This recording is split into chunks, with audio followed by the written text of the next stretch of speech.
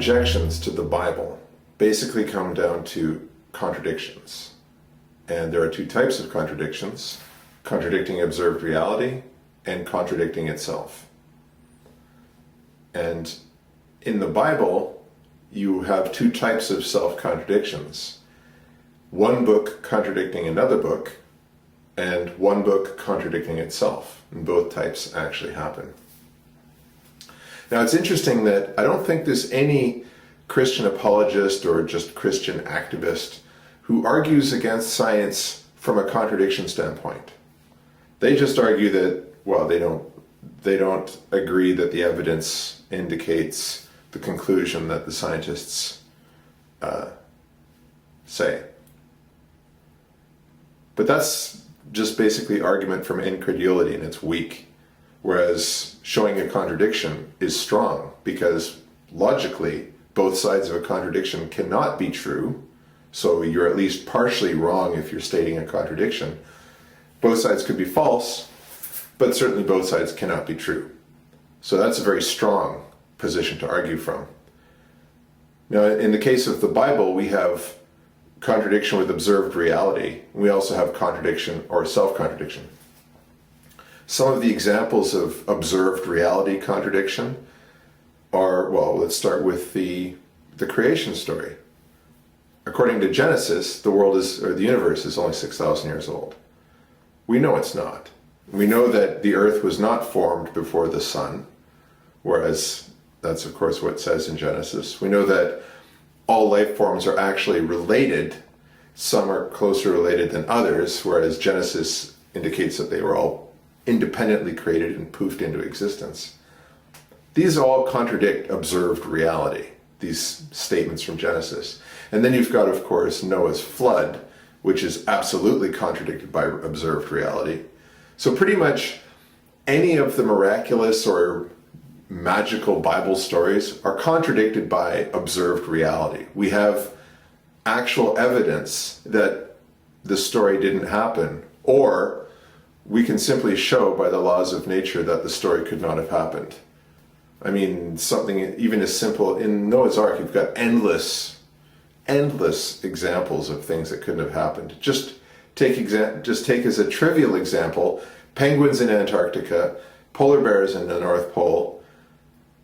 They both made their way to the Middle East. They both survived on the Ark for a year, and then they both made their way back to... Come on, that's just stupid beyond belief. And to try and argue for that is just crazy. So we have contradicting observed reality. We have contradicting itself. We also have the same kind of thing. You know, we can say argument from incredulity, except it's more along the lines of, would a God who created the entire universe, including things like the atomic structure and the law of gravity and all the amazing beauty that we see, also at the same time demand that people get killed if they work on Sunday, or you kill your disobedient children? I mean, these two things are not even remotely the same. Somebody who's got the engineering finesse to come up with the cell, if your claim is that the cell was constructed poof into existence. Someone with that sensitivity, that sense of design, that incredible mind, able to come up with something like that, at the same time saying that if a woman is not a virgin when she gets married, she is to be stoned to death, or that he demands a blood sacrifice to forgive sins. These are worlds apart in rationality and believability. You know, the more we learn about the world, the more we learn about the science behind the world, the more beautiful and impressive it is, and the more beastly, uncivilized the times of the Old Testament are. So the more we learn, the farther the separation is between what we know as reality and what we can accept, or what is acceptable from the God of the Old Testament.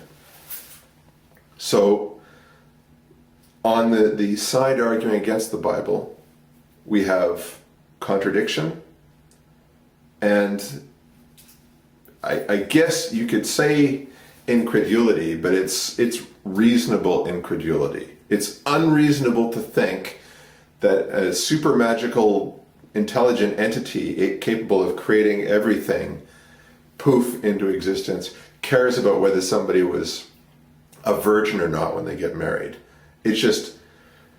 It's not believable. Whereas to say that they believe in microevolution, which is of course necessary, not only is it observed all the time because we see bacteria evolving resistance to drugs, but you can show evolution in the development of new dog species, new cat species, new bird species. Dog breeders have been taking advantage of evolution for ages. It's just evolution through artificial selection instead of natural selection. So creationists can see this kind of evolution in effect around us and go, oh, well, we believe in microevolution, just not macroevolution.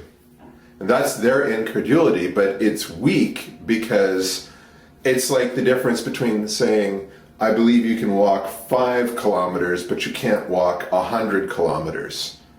The only difference is time. And seeing as how we have 4.5 billion years of the planet, that's an awful lot of generations, that's an awful lot of time. Our story stands up.